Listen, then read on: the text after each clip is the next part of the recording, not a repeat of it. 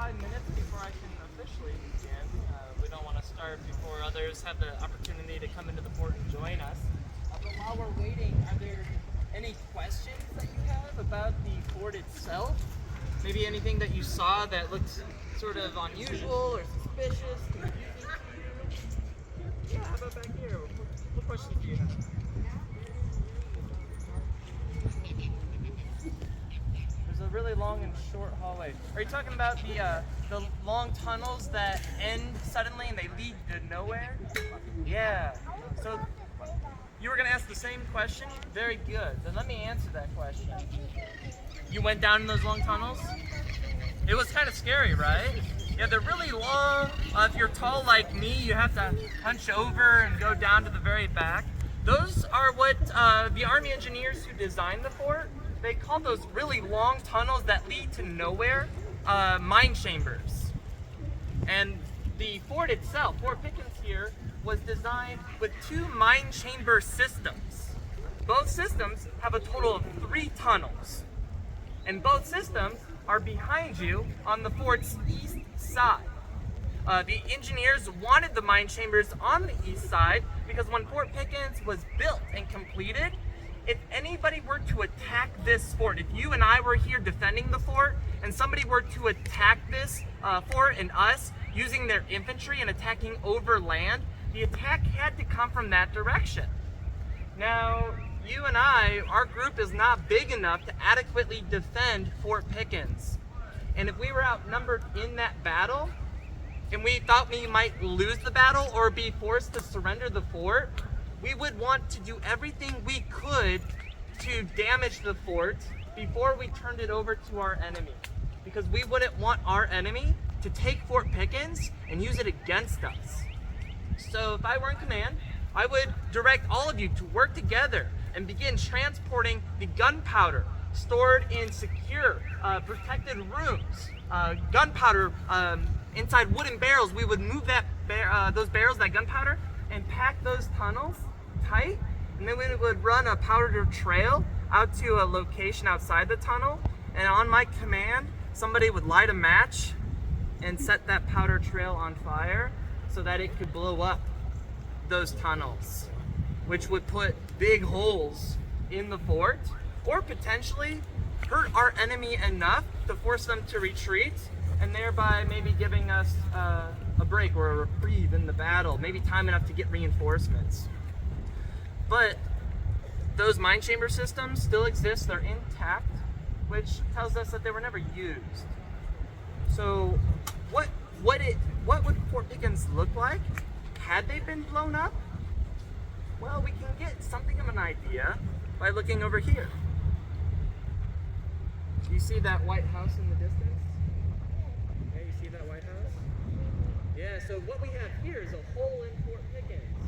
What good is a fort with a hole in it, right? Well, in 1899, there was an accidental explosion at Fort Pickens.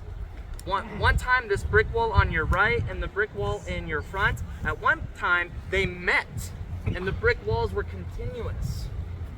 But in June 1899, some 8,000 pounds of explosives accidentally caught fire and destroyed that corner of the fort. Why don't you think the U.S. Army Corps of Engineers didn't repair it? Yeah. Didn't see a lot of use by that time. In 1899, Fort Pickens was essentially a warehouse. It was obsolete. In many ways, it was like your last gaming system. It was like your last phone. It was like your last computer, your laptop, your tablet, or your last television.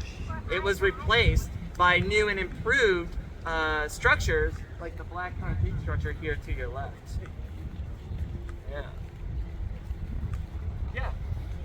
You can see where the cannons were. Yeah. And then you have cement pillars by the cannons. I'm just gonna take a guess that that's where the cannonballs were stored. I think what you're talking about are those concrete sort of pillars or slabs in a long walkway behind us. Correct. They kind of look like they form these stalls of sorts. We actually don't know what those were for. Okay. Because they were poured using a cement mixture, we can make a safe guess that they were built in the 1890s. That's when you see a lot more concrete appear out here rather than brick. But whoever did pour them or design them, they either didn't create like drawings or write letters about what they were doing, or we as rangers and other historians, we just haven't found the evidence to tell us what exactly those were for. So we do know quite a bit about Fort Pickens and the history here, but we also still have a lot of ongoing questions about certain things and why they are the way they are here at Fort Pickens. All right, guess what time I have? Boom time. Boom time, 11:30. All right, so on behalf of the National Park Service, I want to welcome each of you to Gulf Island's National Seashore. My name is Kazmer Rozecki. I don't look like it right now to you, but I'm one of the park rangers here. Rather than dressed as a park ranger, I'm dressed as a United States soldier, would have been uniformed or dressed here at Fort Pickens during the American Civil War, fought between 1861 and 1865. This is our 1130 Civil War Soldier program. For this program, we're going to demonstrate how U.S. soldiers here at Fort Pickens and elsewhere in the United States would have used a cannon in battles or in drills. And here before you, you do see our cannon out on the parade, that green space behind me. We're going to be firing that piece. This program itself is going to be about 20 minutes in length. We're going to fire here momentarily, but then we're going to take a 10-minute break, allow the gun to cool down and those burning embers to go out. And while that is happening, I'm going to come back here to the benches and talk a little bit more about the type of weapon that we demonstrate with, its role here at Fort Pickens and how it was used historically, and talk a little bit about an unknown battle that was waged here during the Civil War in which this type of weapon was employed by soldiers. A few things to know though. Number one, we are firing a cannon using actual gunpowder. So at no point is anybody permitted to go beyond the rope that we have set up here. So everybody has to remain back here on this side of the rope. Number two, anybody with auditory sensitivities, either you or somebody with you, like the kids, we are using black powder, but we're going to make a lot of noise. That noise is going to be really loud, given the fact that we are shooting in a space surrounded by concrete and brick walls. All right, so it's going to be very loud. Finally, we are not actually using any projectiles. All right, that would cause damage to the brick wall in front of the cannon, and we are here to teach about the fort and help to preserve it. So no cannonballs, but we are using live or actual gunpowder, and we will be making a lot of noise. All right, so I need a volunteer. Back there, your hand was pretty quick. Will you come up here and join me? Can you be loud when you have to be? Yeah? All right, what's your name? Ashley. All right. Ashley is going to be an officer for a few seconds. Ashley, you are going to turn to our gunner. Gunner, wave high. That's our gunner. They're in command of the detachment. What I want you to yell out to the gunner is, "Gunner." Hi. Before you do that, you do it nice and loud and in a commanding voice. Again, gunner, commence fire. When you're ready. Gunner, commence firing. There you go. A round of applause for Ashley. I'm going to go join the gun detachment and do my job in the loading demonstration, the firing demonstration. But as soon as we fire, I'm going to come back here and join you for a short talk, all right? Enjoy.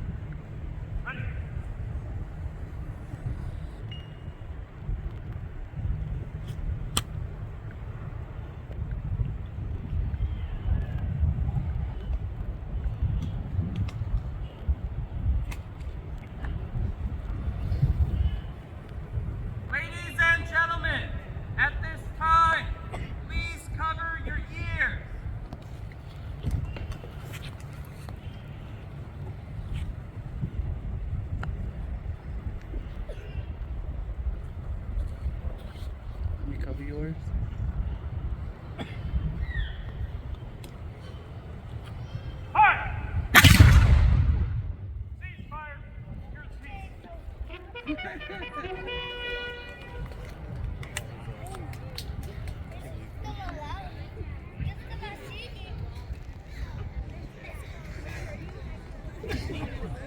Didn't shoot any cannonballs out of the forts. We would cause a lot of damage to the fort itself, and we're here to work to preserve it and use it to teach. And that's what I want to do a little bit right now. So we have a bit of time to talk a little bit about the gun that is here, what you saw as far as the drill, and why we're actually using this type of gun and doing this demonstration here at Fort Pickens in Gulf Islands. What we have out here on the parade is a type of cannon called a 10-pounder Parrott rifle. It's called a 10-pounder because this type of weapon fired a 10-pound projectile, a solid projectile called a bolt. But it was capable of firing different types of ammunition at different distances, to include rounds that were designed to explode in flight and overhead of a target so that jagged metal would rain down on the targets below. And then it could use a different type of ammunition called canister, turning this gun into essentially a giant shotgun when targets were really close to it. The 10-pounder Parrott rifle is called a Parrott rifle, not because it sounds like a parrot, but because Robert Parker Parrott, a individual who attended West Point and went on to work at the West Point Foundry, he designed this type of weapon, which would go on to become one of the most widely used weapons by the U.S. Army and the Confederate Army during the American Civil War. If you go and visit other Civil War battlefield sites here in the United States, as either part of a national park or a state park, if those places have cannon placed out on the battlefield, it's very likely that one of them will look like this 10-pound Parrott rifle. This type of weapon was something that was loaded and fired by what was called a detachment, ideally to include 9 individuals or soldiers, or rather artillerymen. Today we only use 6, but with as many as 9 individuals, you could fire this type of weapon rather quickly. To transport that cannon, you could attach it to an object just behind it, but kind of hidden out of our view because of this big cannon. You could hitch that 10-pound Parrott rifle to the limber, and with a team of 6 horses, you could drive that cannon around from one point to the next. The Army referred to the Parrott rifle, this type of Parrott rifle, as a field artillery piece, meaning it was meant to move with field armies over great distances over land. It was not really intended for use in a place like Fort Pickens.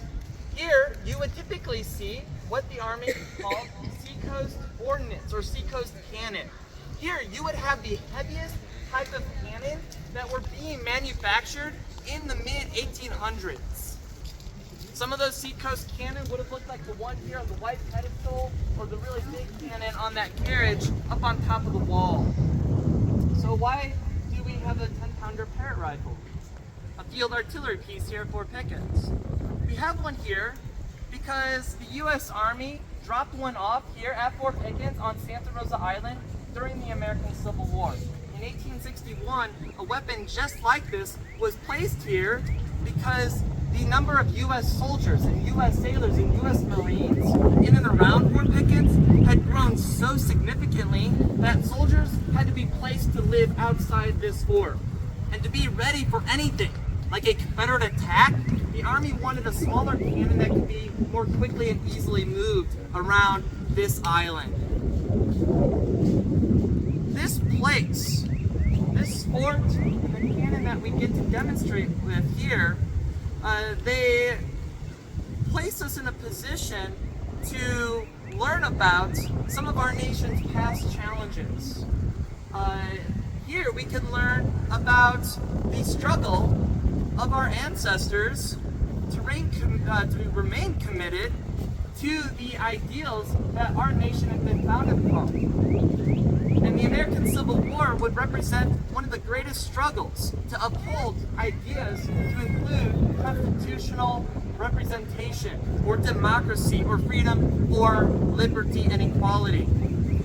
From 1861 through 1865, Americans would go and turn one another into their enemy. By 1865, well over 700,000 American lives had perished on battlefields east and west of the Appalachian Mountains. American lives would also perish during the Civil War here on Pensacola Bay. And finding that less than 1% of the battles that were fought during the Civil War are remembered by Americans today. Less than 1% of those fights, less than 1% of those struggles and sacrifices are remembered. But here at Fort Pickens on Pensacola Bay, we can take a moment, we can pause and learn about those lesser known battles. For example, the November 1861 bombardment on Pensacola Bay. By that point, Fort Pickens here was about 27 years old. It had been built here in the years before the Civil War to work with several other brick forts on the bay to protect this stretch of the coastline from foreign threats. It wasn't designed, though, with an internal threat in mind.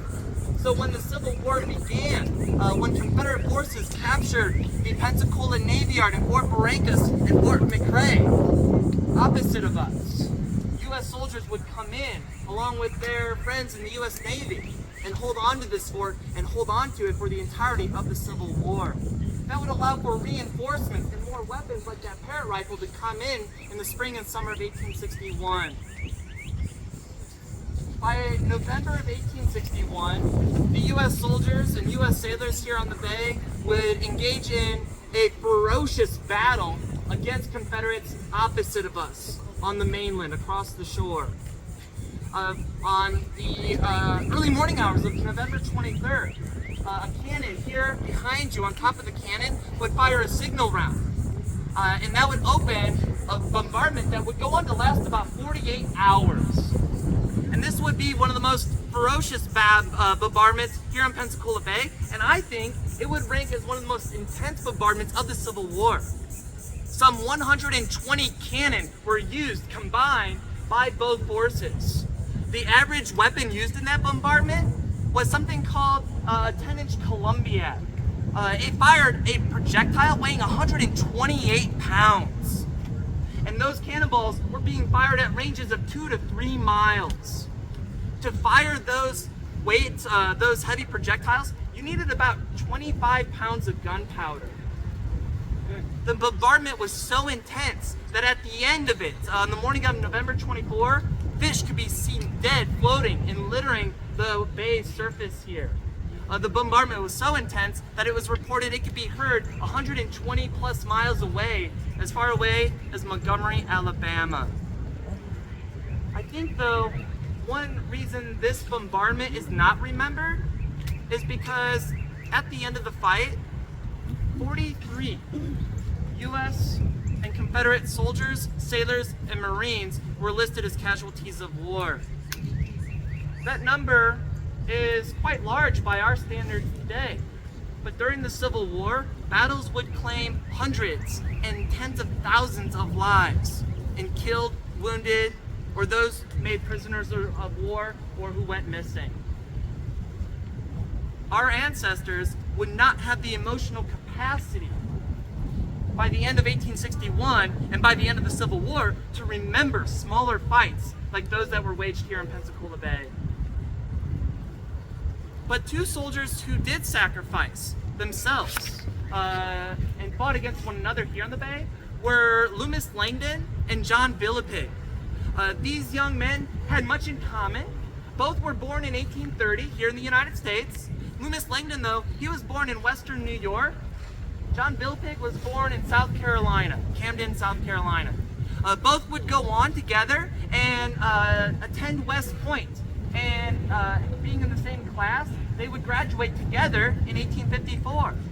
They actually did very well and were, as far as their academic standards, very similar in education. Loomis graduating just a few places ahead of John Villapig. But then they took different paths for about 7 years in the U.S. Army. but then their paths crossed here on Pensacola Bay in that bombardment. In that bombardment, Loomis Langdon was an officer in the U.S. Artillery here at Fort Pickens. He commanded mortars on the fort's south wall, mortars that could fire 98-pound cannonballs some 2 miles away. In that bombardment, Loomis was lobbing his mortar shells over Perdido Key in Fort McRae. And across the shipping channel is where John Billepig was fighting. John Billepig would resign from the U.S. Army and go on to become a Confederate officer. He was given command of Fort McRae and the Mississippians and the Georgians there, and he was returning fire here to Fort Pickens and against his former West Point classmate, Loomis Langdon. Both of the soldiers would survive this battle. The battle would make no significant difference here locally. No army would gain territory or lose territory.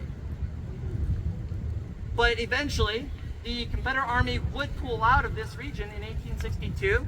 Loomis Langdon would go on with them. John Billepig would go on with them and eventually pass away of fever in 1862. Loomis Langdon would go on to survive the Civil War and continue his service in the U.S. military. Here at Fort Pickens, though, these are just a couple of examples of individuals whose lives would intersect here and who would be confronted with challenges that grip the nation. Issues of whether or not the nation would endure and whether the American people would truly be committed to the ideas of freedom and equality. They were all tested on this ground, the ground beneath your feet, which today, 160 years later, is hallowed ground. Lives were lost here on this ground that we get to cross over. And so that is in large part why we have this program and this cannon demonstration here for you today. It's not just to make a lot of noise and highlight the glamour and the romanticism of war, but to bring attention to the tragedies and the sacrifices associated to armed conflict. So are you guys ready to see the cannon fire again? Hold on to questions until after we get the demonstration over with. We have everybody here in wool uniforms, and I don't want them to have to remain out any longer than they have to. But I do want to hear your question, and I will come back and join you afterwards, I promise. All right. So while they're getting ready, I need a new volunteer. Yeah, hold on to your question. Or did you want to volunteer? Volunteer, so come on and volunteer. Come up here. Hold on to that question. I do want to hear it. All right, what's your name? Aiden. All right.